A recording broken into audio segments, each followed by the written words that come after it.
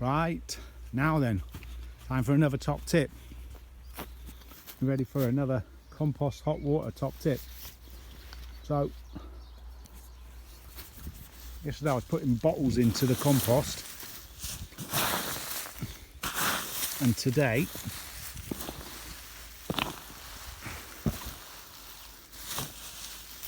making hot water in bottles in the compost like this. I've made a little cabin down in here or whatever, an enclosed space. Take that off. There we are, there's my bottles of water. So they've been in there since yesterday afternoon. Let's have a look and see what temperature we got on that. Coming up from 30, it's at 40.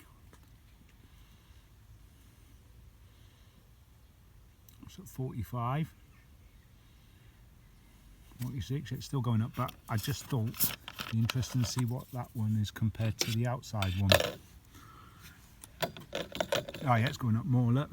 The outside one, well I think so. Oh, rising, 46. Oh. 48. Just got to get it up to 50, ain't it? So yesterday I got it, yeah, just putting the bottles in, 55. This one's sort of hanging around there at 48. It's not looking like it's going up any more than that, but that's still nice and hot, isn't it? I am interested by leaving it in even longer whether it would go up even more, but just the fact that that's gone up to nearly 50 degrees, that's like half the amount of time to boil a kettle. Right, okay, so put the lids back on there. Yeah, so the ones on the outside are a little bit hot. Cool. Pull that out. I'll have that one. There's a big one in there as well, actually. I put a 5 litre one in as well. Let's have a look what that one is. I could imagine that one would be a bit less, but 40, I might be wrong. 48, 45, 46, 47. Oh, okay, right, it's looking like pretty much the same, isn't it? 48. So regardless of whether it's a big one or a small one, 40.